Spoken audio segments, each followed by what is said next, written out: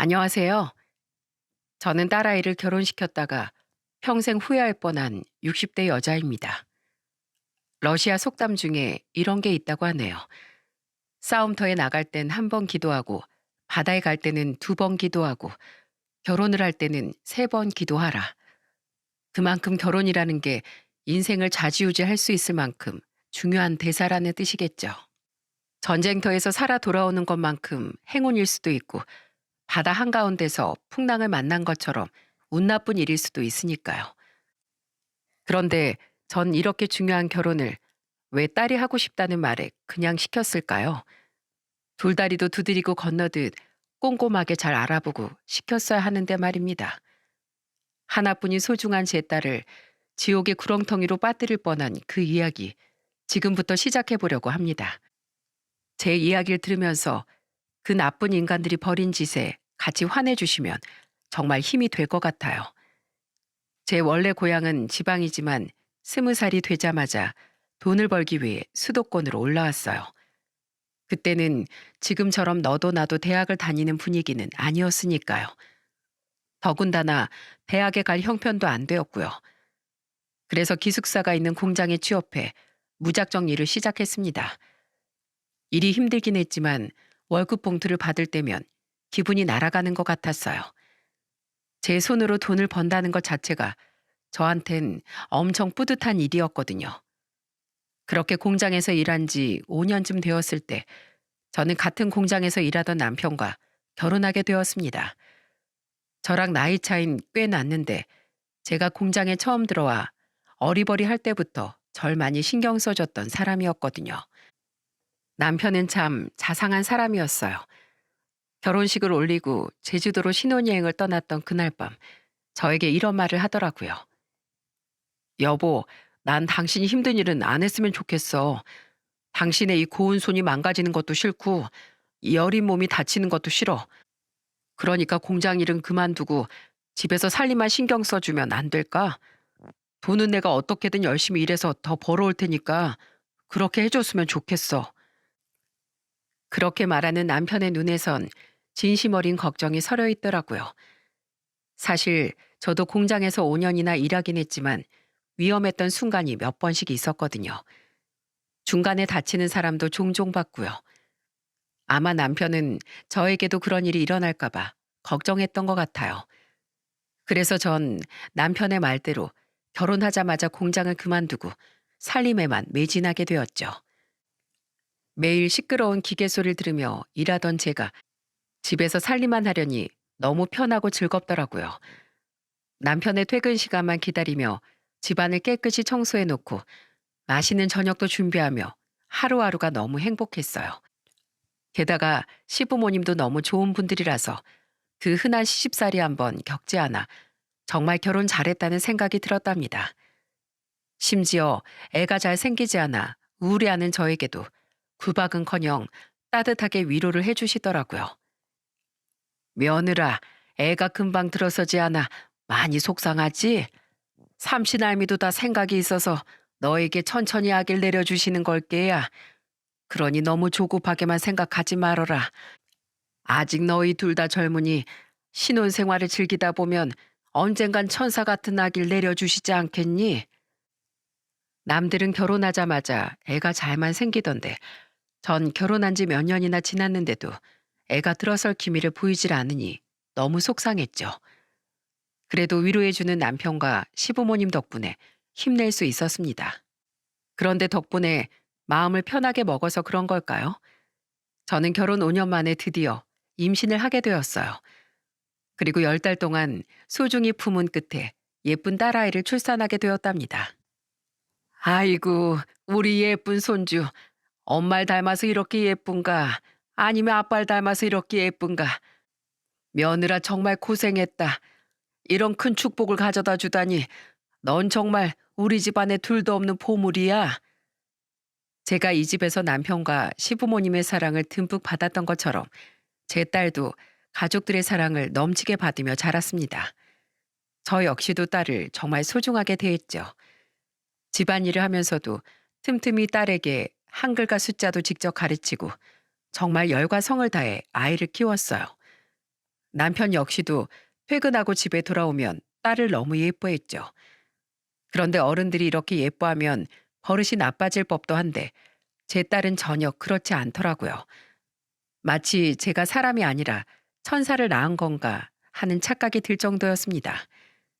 물론 모든 아이들이 다 그렇긴 하겠지만 저희 딸은 유난히 저와 남편을 좋아했어요. 아이가 5살쯤 됐을 때 하루는 이런 말을 하더라고요. 엄마, 난 나중에 크면 아빠랑 결혼할 거예요. 뭐? 아빤 이미 엄마랑 결혼했는데 이미 결혼한 사람이랑은 결혼하지 못하는 거야. 응? 그럼 아빠랑 결혼 못하는 거예요? 그럼 엄마랑 결혼할래요. 엄마도 아빠랑 결혼했는데 우리 문영이가 엄마 아빠를 너무 좋아해서 그렇구나. 문영아, 넌 나중에 아빠보다 훨씬 멋지고 좋은 남자 만나서 결혼하면 돼. 아빠가 하는 것처럼 우리 문영일 공주처럼 떠받들어 줄 남자가 꼭 있을 거야. 에이, 그럼 그냥 결혼 안 할래요. 엄마 아빠랑 평생 같이 살 거예요. 저는 결혼도 안 하고 저희와 같이 살겠다는 그 말에 기분 좋게 웃어 넘겼습니다. 그 나이 때 어린애들이 의뢰하는 말이니까요. 그런데 딸이 점점 커가면서 혹시나 그 말이 사실이 될까봐 조금씩 걱정이 되기 시작하더군요. 벌써 딸아이가 중학생이 되었는데 이미 사춘기 나이인데도 또래 남자애들한테 관심이 없는 것 같았거든요. 하루는 학교에 좋아하는 남자애는 없냐고 물어봤더니 단칼에 없다고 대답하더라고요. 그러더니 제 팔짱을 끼고선 화제를 돌리고 학교에서 있었던 일을 제잘거리기 시작했어요. 엄마, 오늘 학교에서 진짜 웃긴 일이 있었거든요. 아니, 내 친구 명희 있잖아요. 걔가 수업 시간에 엎드려서 자다가 방귀를 뿡 하고 낀 거예요. 그래서 선생님이 깜짝 놀라가지고 누구야? 하고 호통을 쳤는데 명희가 그 목소리에 깜짝 놀라서 책상에서 벌떡 일어난 거 있죠? 그 바람에 책상에 넘어지면서 책이랑 필통도 다 쏟아지고 얼마나 난리가 났는지 진짜 웃기지 않아요? 제 옆에 찰싹 붙어서 웃음을 터뜨리는 딸을 보자 저도 덩달아 기분이 좋아졌습니다. 그런데 평생 이렇게 웃는 날만 있었으면 얼마나 좋았을까요? 딸이 아직 중학교 1학년이었던 그때 저희 집에 엄청난 비극이 일어나고 말았어요. 네? 뭐라고요? 저희 남편이 사고를 당했다고요? 병원에서 걸려온 전화를 받은 전 너무 놀라 주저앉고 말았습니다.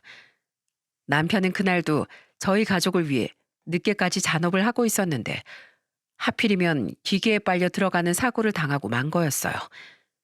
허겁지겁 병원에 달려갔을 땐 이미 숨을 거둔 상태였습니다.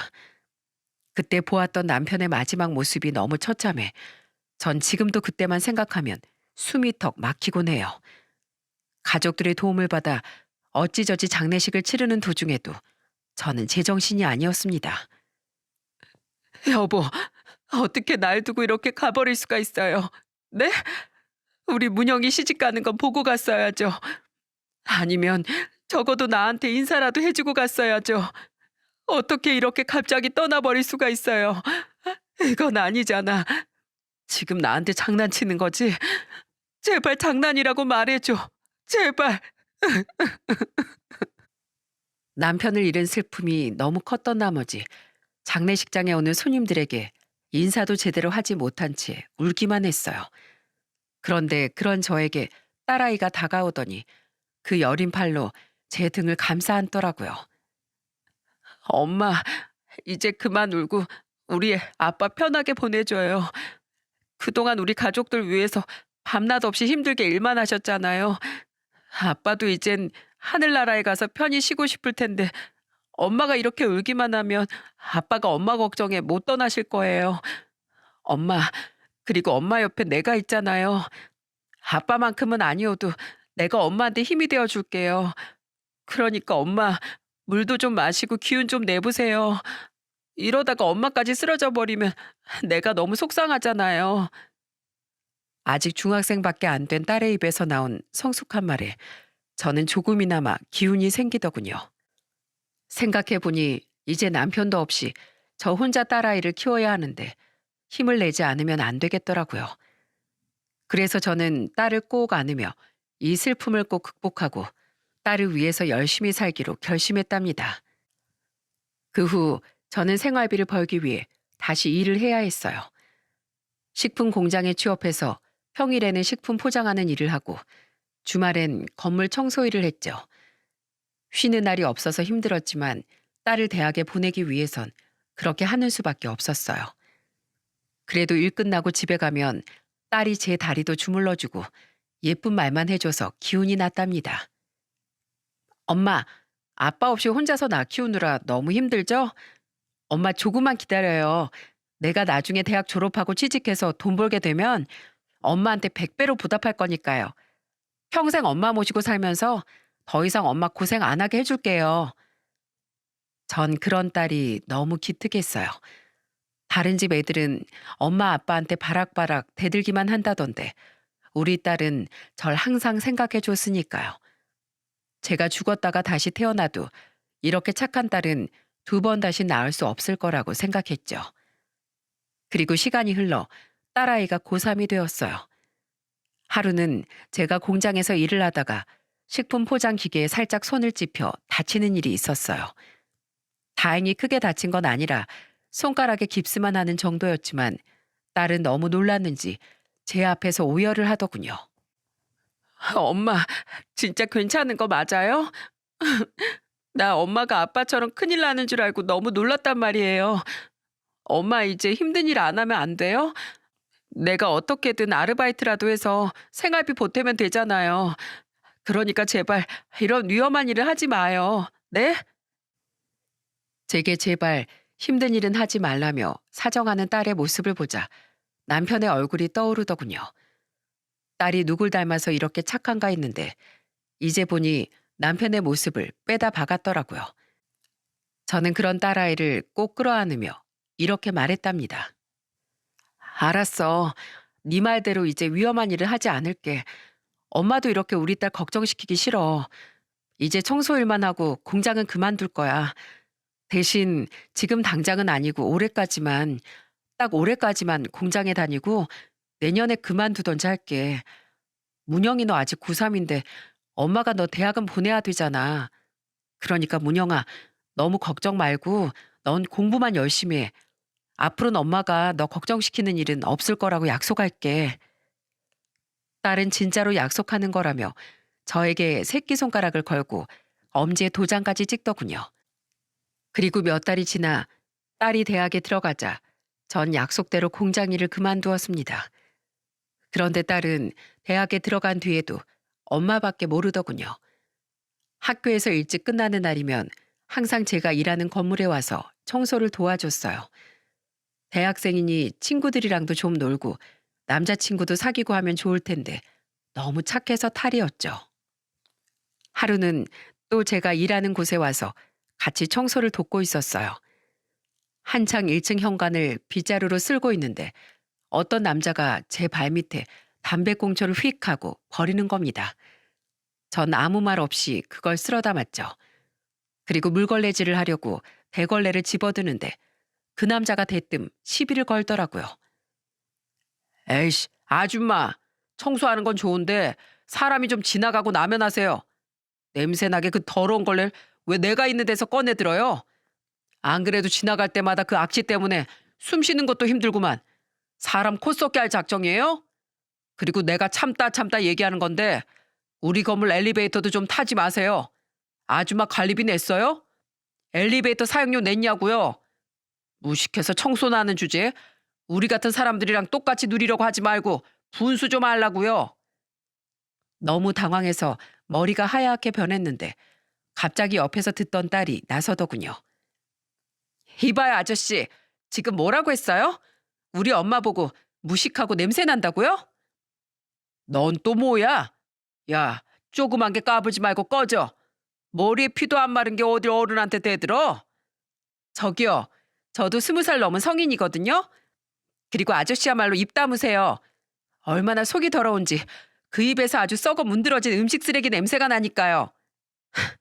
무식해서 청소나 한다고요? 그럼 아저씨는 얼마나 잘났는데요? 얼마나 잘났길래 우리 엄마가 깨끗하게 청소한 사무실에서 일하는데요?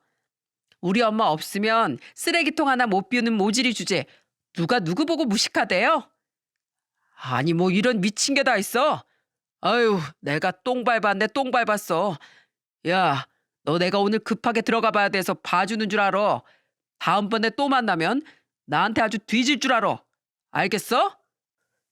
그 남자는 저희 딸에게 으름장을 놓고선 건물 안으로 들어가 버렸는데 딸은 끝까지 씩씩거리며 그놈을 노려보더라고요. 엄마, 다음번에 저 자식이 또 시비 걸면 경찰에 신고해버려요. 알겠죠? 절대 참지 마요. 저렇게 사람 무시하는 인간은 절대로 가만히 두면 안 된다고요. 남자 어른이면 무서울 법도 한데 절 지키겠다고 지지 않고 싸운 딸의 모습을 보자 든든하다는 생각이 들더군요. 그 어린아이가 언제 이렇게 커서 이 엄마를 지켜주는 아이가 되었는지 솔직히 그날 너무 감동받아서 눈물이 울컥 쏟아질 뻔했답니다. 그 후에도 딸은 제게 함부로 하는 사람이 있을 때마다 나서서 싸워주었어요. 나중엔 저도 용기를 얻어 할 말은 하면서 살았죠. 이게 다 착하고 용기 있는 딸 덕분이었어요. 딸이 대학을 졸업하고 중소기업 격리로 취업했을 땐 이젠 정말 다 키웠구나 하는 생각이 들더군요. 이제 딸이 시집만 가면 제 할 일은 다 끝나는 거라고 생각했어요. 그런데 딸아이는 직장을 다닌 지가 벌써 몇 년이나 지나고 나이가 30이 다 되어 가는데도 결혼은커녕 남자친구를 사귈 생각도 하지 않더라고요. 저는 딸아이가 남들처럼 결혼도 하고 가정을 꾸려서 행복하게 살았으면 좋겠는데 점점 나이만 먹어가니 걱정이 되었죠. 그러던 어느 날 평소처럼 주말에 딸과 함께 카페에서 커피를 마시고 있었어요. 딸아이는 쉬는 날마다 저랑 데이트하는 걸 좋아했거든요. 그런데 중간에 제가 화장실을 다녀왔는데 어떤 남자가 딸한테 와서 말을 걸고 있더라고요. 무슨 일인지 몰라서 멀리서 지켜보다가 남자가 가고 나서 딸아이에게 물어봤죠. 문영아, 아는 사람이니? 아니요. 모르는 사람인데 나보고 갑자기 연락처를 달라잖아요. 내가 자기 스타일이라나 뭐라나? 어머, 그래? 그래서 어떻게 했는데? 뭘 어떻게 해요? 싫다고 했죠. 뭐? 왜 싫다고 했어? 얼굴 보니까 착하게 생겼던데 한번 만나보지 그래. 에이, 엄마. 모르는 사람을 뭘 믿고 만나요? 그리고 나 남자 만날 생각 없어요. 내가 예전부터 얘기했죠? 난 평생 엄마 옆에 딱 붙어서 엄마랑만 살 거라니까요. 사실 저도 딸이 아무 남자나 만나길 바라는 건 아니었어요. 단지 남들 다 하는 연애를 경험이라도 한번 해보길 바라는 마음이었어요. 딸 주변엔 결혼한 친구들도 많았는데 저희 딸만 연애 한번 못 해본 게 너무 마음에 쓰였거든요.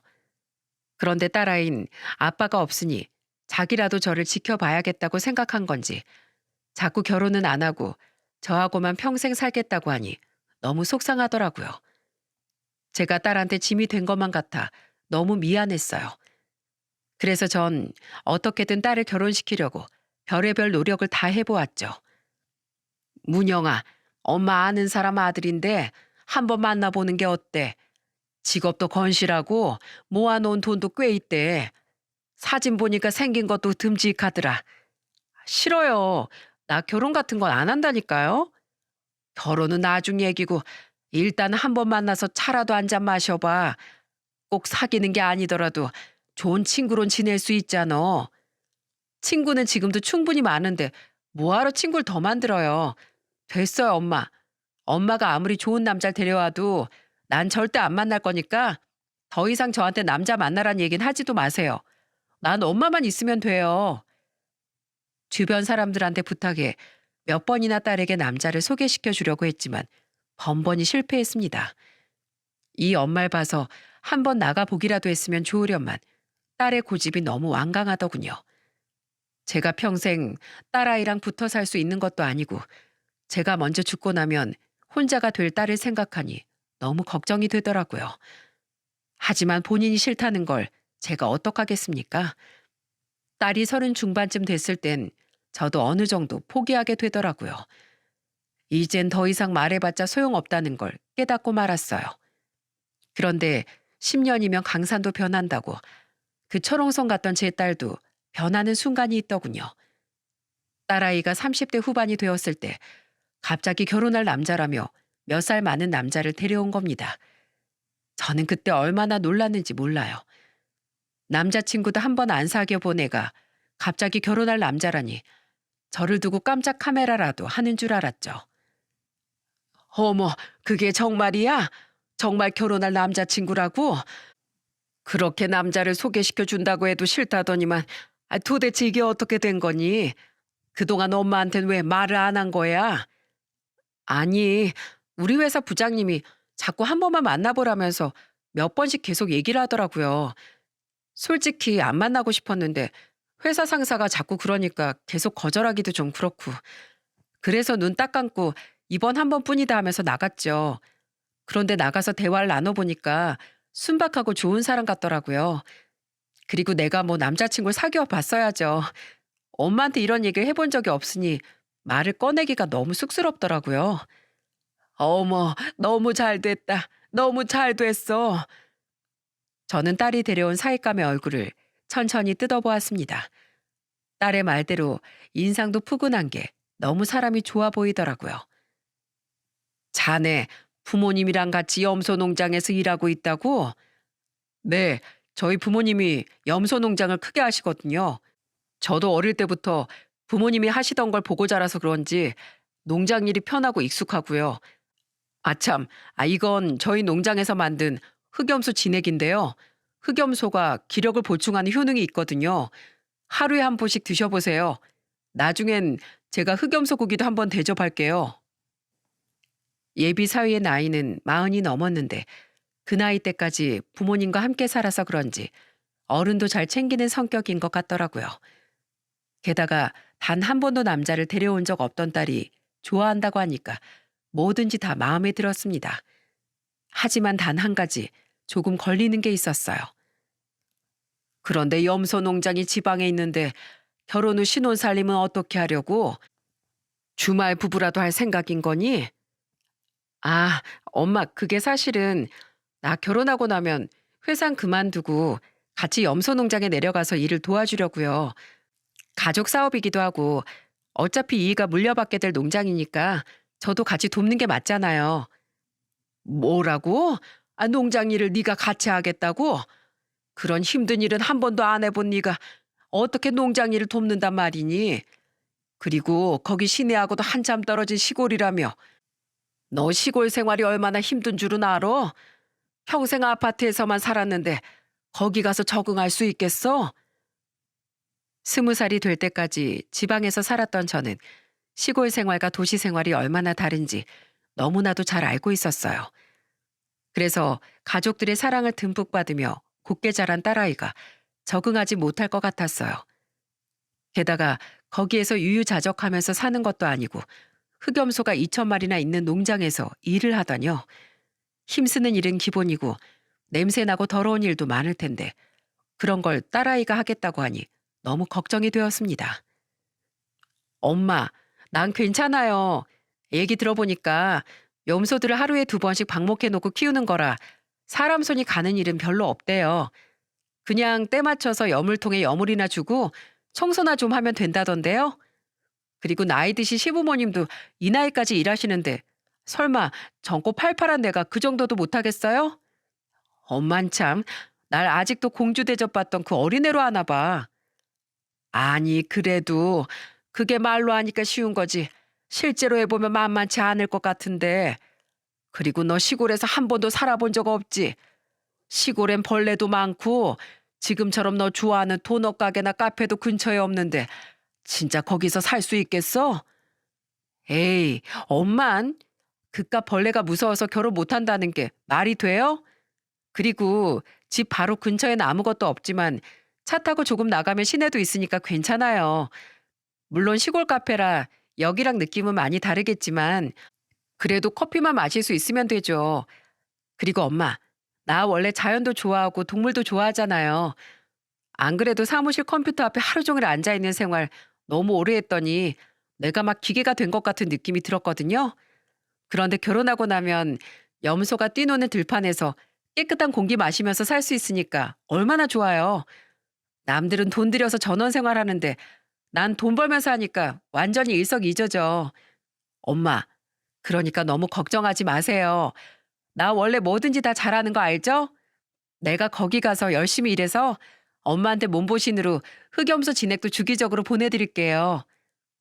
어머니, 제가 우리 문영이 책임지고 잘 사겠습니다. 농장 일을 돕더라도 힘든 일은 절대 안 시킬 거고요. 그냥 제 옆에서 조금 도와주는 정도로만 하게 할 거예요. 시골이라 심심하니까 소일거리 한다고 생각하시면 돼요. 어머니, 그러니까 저 문영이와 결혼하게 허락해 주십시오. 제가 꼭 우리 문영이 행복하게 해주겠습니다. 고집불통인 딸아이의 듬직하게 말하는 사이까지 저는 더 이상 설득해봤자 소용없겠다는 생각이 들었어요. 그리고 곰곰이 생각해보니 농장 일을 돕는 게 그리 나쁘지만은 않을 것 같더라고요. 보통 사람들은 정장 입고 사무실에서 일하는 것만 최고라고 생각하지만 사실 시골에서 이런 사업을 하는 사람들 중에 성실하고 더 알짜배기인 사람들이 많잖아요. 염소 농장을 해서 사돈 두 분과 아들까지 먹고 살았던 거니 수입도 괜찮은 것 같고요. 게다가 딸아이가 그렇게나 좋다고 하는데 제가 더 이상 말릴 게 뭐가 있겠습니까? 그래서 저는 더 깊이 생각하지 않고 딸의 결혼을 허락했답니다. 그런데 결혼 준비를 할 때 작은 문제가 있더군요. 저는 늦은 나이에 결혼하는 딸을 위해서 예쁘고 좋은 예식장에서 결혼식을 시키고 싶었는데 사돈의 의견은 다르더군요. 사부인, 애들 결혼에 돈 너무 많이 쓰지 마시고 소박하게 하시는 게 어떠신지요? 저흰 작은 마을에서만 평생 살아서 초대할 사람도 별로 없고 친척도 많지 않아서요. 애들이 결혼해서 잘 사는 게 중요하지 그런 허례허식에 굳이 돈을 낭비할 필요는 없지 않습니까? 사돈 쪽의 의견이 너무 완강해 더 이상 몰아붙일 수도 없더군요.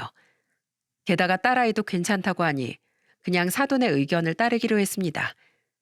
그렇게 가족과 지인 몇 명만 초대한 아주 소박한 결혼식이 끝나고 딸은 짧게 신혼여행을 다녀왔어요. 그리고 바로 짐을 싸서 염소 농장이 있는 시댁으로 내려갔죠.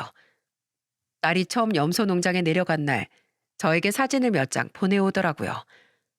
탁 트인 들판과 자유롭게 거닐고 있는 염소들, 그리고 그 사이에서 편한 옷을 입고 셀카를 찍어서 보낸 딸의 모습을 보자 마음이 놓였어요.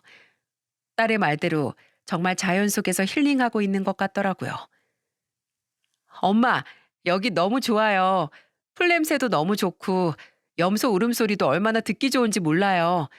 엄마도 이런 데서 같이 살면 참 좋을 텐데. 엄마, 나중에 도시 생활 지겨워지면 말씀하세요. 제가 언제든지 엄마 모시고 내려올 테니까요.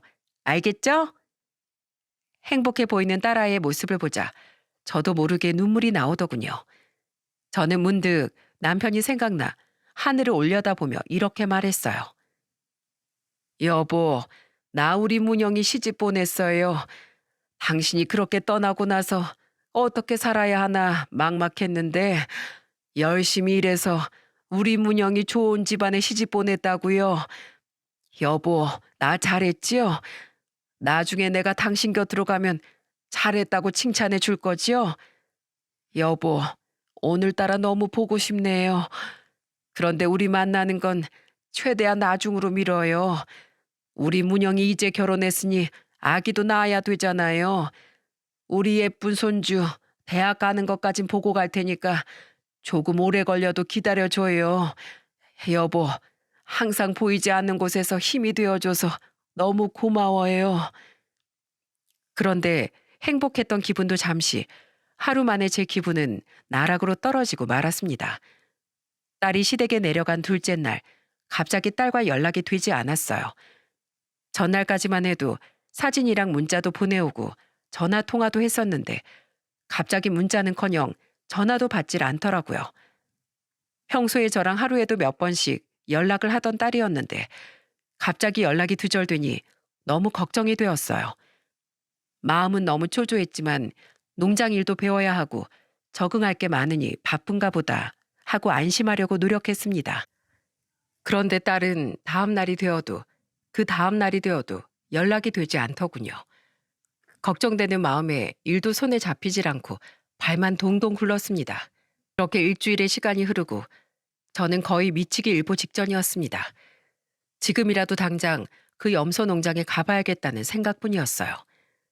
하지만 염소 농장이 있는 지역만 알지 정확한 위치는 모르겠더라고요. 인터넷에 검색해봐도 잘 나오지 않아 어디로 가야 할지도 너무 막막했습니다. 하필이면 장마철이라 비가 태풍처럼 쏟아지는데 빗소리를 들으니 딸이 어디서 무슨 일이라도 당한 건 아닐까 하며 초조한 마음만 점점 커져갔어요. 그렇게 그날도 딸의 연락을 기다리며 밤이 깊어갔습니다. 그런데 자정이 다 된 시간, 갑자기 누군가가 현관문을 쾅쾅 두드리는 겁니다. 엄마, 엄마 하면서요. 그건 바로 제 딸의 목소리였어요. 저는 너무 놀라 현관문을 벌컥 열었어요. 그런데 글쎄 제 딸이 비에 홀딱 젖은 채 문 앞에 서 있지 뭐예요. 그것도 얼굴에 상처가 가득한 채로요. 엄마, 다 속았어요. 다 속았다고요. 엄마, 제발 나 좀 구해줘요. 문영아, 아니 이게 무슨 일이야. 얼굴에 이 상처는 다 뭐고. 너 시댁에 가 있는 거 아니었어? 갑자기 여긴 어떻게 온 거야? 전 귀신이라도 본 듯 온몸을 바들바들 떨고 있는 딸을 급하게 집 안으로 들였습니다. 도대체 이게 무슨 일인지 정신이 하나도 없더군요. 저는 딸에게 갈아입을 옷과 따뜻한 물을 주고 괜찮다며 몇 번이나 토닥였어요. 한참 후에야 겨우 진정이 된 딸은 제가 몰랐던 이야기를 꺼내더군요. 딸의 입에서 나온 말은 정말 충격 그 자체였습니다. 엄마, 그 집안 사람들 전부 다 사기꾼이에요. 정말 무서운 사람들이라고요. 딸이 시댁에 내려간 첫날에는 남편과 시부모가 잘해줬다고 하더군요. 농장의 곳곳을 소개시켜주고 맛있는 밥도 차려주며 우리 가족이 된 걸 축하한다고 말했다고 하더라고요. 그런데 하루가 지나자 그 인간들이 아주 딴 사람이 된 것 마냥 돌변했다고 하더군요. 어머님, 제 휴대폰을 왜 뺏어가세요? 예, 어차피 할 일도 많은데 휴대폰 볼 시간이 어디 있니? 여기에선 그렇게 딴짓만 하고 놀다간 할 일도 다 못한다. 그러니 이 휴대폰은 내가 보관하다가 네가 어느 정도 적응이 되면 그때 주마. 어머님, 제가 연락이 안 되면 저희 엄마가 걱정하실 거예요. 그럼 전화 한 통만 쓰게 해주세요. 전화는 무슨? 넌 앞으로 우리 집에 있는 전화긴 절대 사용 금지다.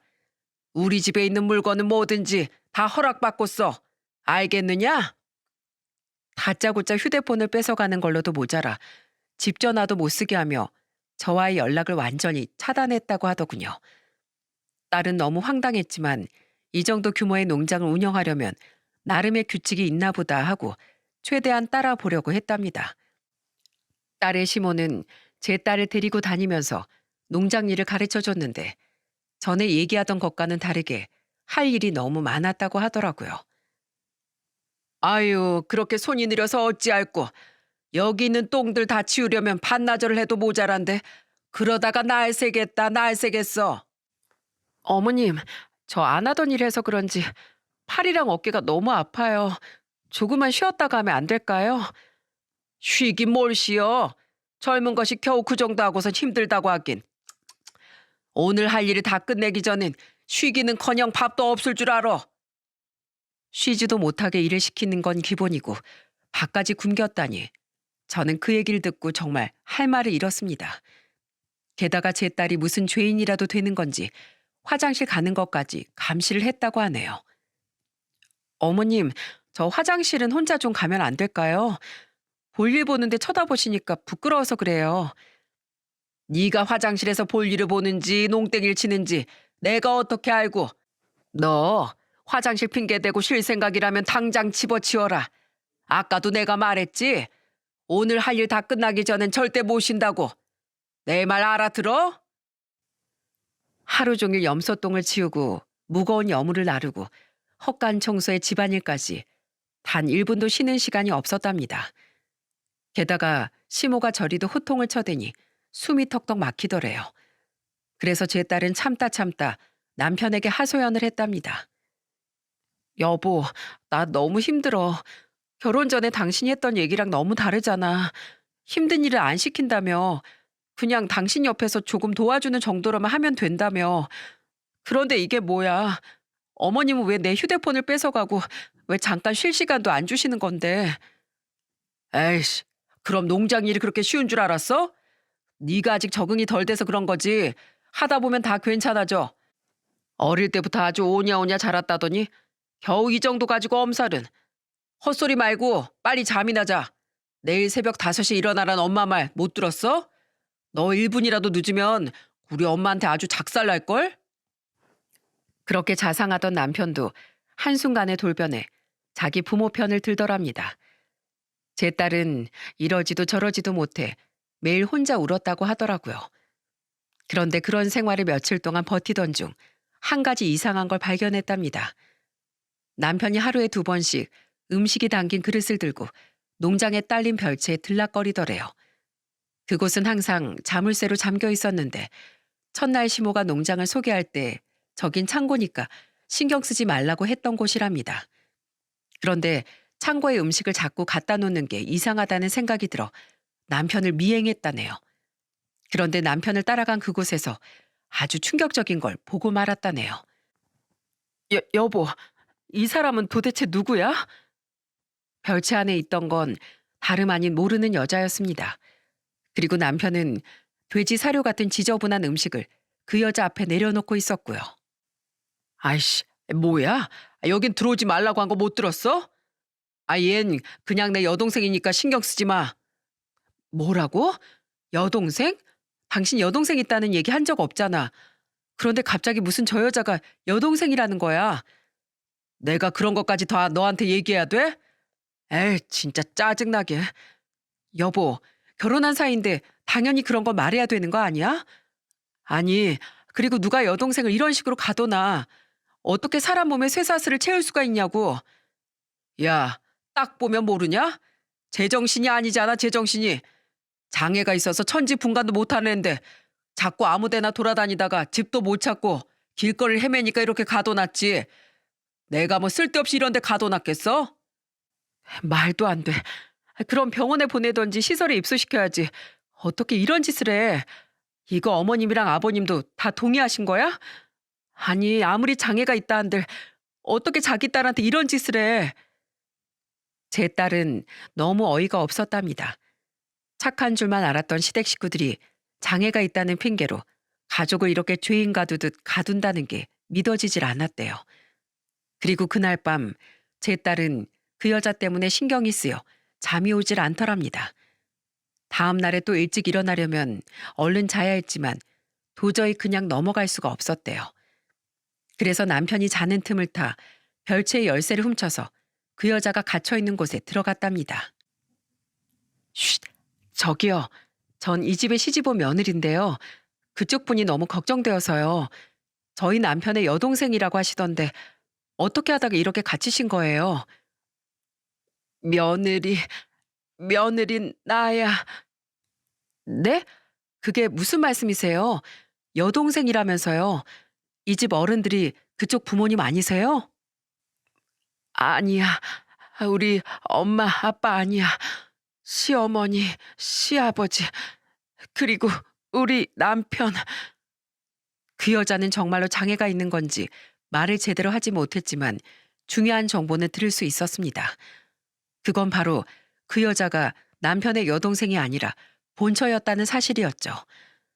너무 충격을 받은 제 딸은 다음날 동이 트자마자 남편과 시모에게 따져 물었답니다. 어머님, 그리고 당신, 저 별채에 있는 여자 여동생이 아니라 본처라면서요. 이미 결혼에 본처가 있는 사람이 총각인 척 속이고 나랑 결혼한 거예요? 게다가 남의 집 자식을 왜 저렇게 가둬두는 거예요? 말해보세요. 네? 어서 말해보시라고요. 무슨 소리야? 본처라니. 야, 설마 너 내 열쇠 훔쳐서 거기에 들어갔냐? 와, 이거 진짜 못된 년이네. 야, 걔가 하는 말은 다 거짓말이야. 머리가 어떻게 되는데 넌 그 말을 믿냐? 거짓말은 당신이 하는 게 거짓말이겠지. 그리고 여동생이라면 더 말이 안 되지. 세상에 어떤 오빠가 여동생이 저렇게 짐승처럼 갇혀 있는데 그걸 두고 봐. 야, 넌 네가 아는 게 세상의 전부냐? 이런 집도 있고 저런 집도 있는 거지. 아침부터 시끄럽게 하지 말고 넌 할 일이나 해. 아유, 진짜 별 가짜는 게 누가 누구 보고 거짓말이래? 거짓말 맞잖아. 정말로 당신 말이 맞으면 지금 당장 주민등록 등본이라도 떼서 가져와 보던가. 그럼 저 여자가 당신 여동생인지 아닌지 와이프인지 알 수 있을 거 아니야. 제 딸이 주민등록 등본을 떼오라며 난리를 치자 그 인간들이 그제서야 실토를 했다고 하더군요. 근데 사과하고 싹싹 빌어도 모자랄 판에 오히려 적반하장으로 뻔뻔하게 나왔다고 합니다. 그래서 뭐 어쩌라고? 내가 내 마누라 마음대로 하겠다는데 네가 무슨 상관이야? 왜? 너도 저 여자랑 똑같이 해줘? 성격이 싹싹하길래 말 잘 들을 줄 알고 데려왔더니 이거 완전 안 되겠구만. 야, 너 내가 오늘 버릇 단단히 고쳐준다. 각오해. 네 입에서 잘못됐다는 소리 나올 때까지 내가 아주 혼쭐을 내줄 테니까. 그러던 중 이렇게 살다간 곧 그 여자 같은 신세가 될 것 같다는 생각이 퍼뜩 들더래요. 그리고 제 생각이 나더랍니다. 어떻게든 이곳을 탈출해서 엄마한테 가야겠다는 생각뿐이었대요. 그래서 죽을 힘을 다해 그 인간들의 손을 뿌리치고 그 집을 박차고 나왔답니다. 야, 이년아, 당장 오지 못해? 감히 어딜 도망가? 소리를 지르며 그 셋을 피해 제 딸은 달리고 또 달렸답니다. 억수같이 쏟아지는 비가 눈앞을 가리고 시골이라 깜깜해 아무것도 보이지 않았지만 어떻게든 그곳을 탈출해야겠다는 생각뿐이었대요. 돌부리에 몇 번이나 걸려 넘어지면서도 악을 쓰고 그곳을 빠져나왔답니다. 농장이 너무 넓어 도망치는 그 시간이 천년의 세월같이 느껴졌대요. 그리고 겨우겨우 그곳을 빠져나온 제 딸은 지나가던 차를 겨우 얻어타 이곳까지 오게 된 겁니다. 신발도 신지 못해 맨발로 달려온 딸의 발은 찢어져서 피가 나고 있더군요. 저는 너무나도 충격적인 얘기에 숨이 턱하고 막히는 기분이었어요. 아이고, 이게 도대체 무슨 일이야. 문영아, 이 미련한 거사. 둘째 날 그 인간들이 돌변했을 때 그때 바로 도망쳐 나왔어야지. 결혼이 뭐라고 너한테 그런 취급을 하는 인간들 말을 곧대로 들어. 내 이 인간들 가만히 안 둬. 문영아, 당장 가자. 그런 놈들은 당장 경찰에 신고해서 잡아 넣어야 돼. 저는 딸아이의 손을 잡고 다시 그 끔찍한 곳으로 내려갔어요. 딸은 두려움에 벌벌 떨며 가지 않겠다고 했지만 차마 집에 혼자 둘 수도 없어 어쩔 수 없이 데려갔죠. 그리고 저는 내려가는 길에 경찰에 신고해 그 인간들의 실체를 낱낱이 까발렸습니다. 밤새 운전해 그곳에 도착했을 땐 이미 날이 밝았을 때였어요. 저는 경찰을 대동해 그 집에 쳐들어갔어요. 제 등 뒤에 숨어 떨고 있는 딸아이의 손을 꼭 잡고요. 저를 본 그 집 인간들은 얼굴이 새하얗게 질리더군요. 야, 이 인간 말종들아. 니들이 뭔데 감히 우리 딸을 노예 부리듯 부려? 그리고 뭐? 본처를 별채에 가둬놔? 이 뻔뻔스런 인간들아. 니들이 그러고도 사람이야? 사람으로 태어나서 어떻게 이런 끔찍한 짓을 해? 이 버러지 같은 사기꾼 종자들아. 당신들 뭐야? 당신들 뭔데 우리 집에 쳐들어와? 경찰이면 다야? 경찰이면 다냐고? 더는 사이라고 부르기도 싫은 그 끔찍한 놈은 끝까지 발악을 하며 경찰에게 반항을 하더군요. 하지만 경찰들이 별채의 문을 따고 들어가 딸이 말했던 그 여자를 데리고 나오자 더는 할 말이 없는지 입을 꾹 다물더라고요. 저는 그 여자의 거지 같은 꼴을 보고 속에서 천불이 일어나는 줄 알았습니다. 제 딸이 도망치지 못했다면 똑같은 꼴이 되었을 게 뻔했으니까요. 잠시 후 집안 수색을 모두 마친 경찰들이 그 인간들에게 수갑을 채우더군요. 경찰차 여러 대가 와서 동네가 소란스러웠던 탓인지 어느새 주변엔 구경하러 온 동네 사람들로 가득했어요. 아이고, 그때 그 며느리가 저 꼴이 된 거야? 아이고, 어째. 며느리가 갑자기 쓰러져서 바보가 됐다는 소식은 들었는데 저런 돼지우리 같은 곳에 가두고 있어줄 줄이야. 저저 인간도 아닌 것들. 그러게 말이에요. 저 집 아들 본 척 얼마나 싹싹하게 잘했는지 우리 동네 사람들이 다 알잖아요. 그 힘든 농장 일도 불평 없이 다 하고 시부모한테도 얼마나 잘했는데. 아유, 그런데 본철 저기에 가두고선 새로운 색실 들여서 또 그 짓을 할 줄 누가 알았겠어요.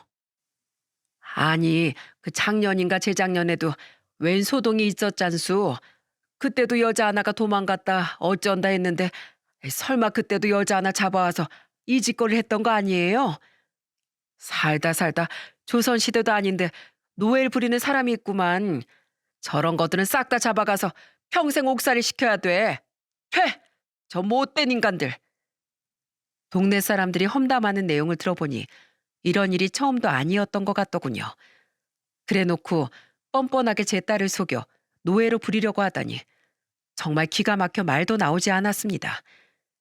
저는 수갑을 찬 채 경찰차에 올라타는 그놈들에게 마지막까지 욕설을 퍼부어 준 후에야 안심하고 딸을 안은 채 펑펑 울 수 있었습니다.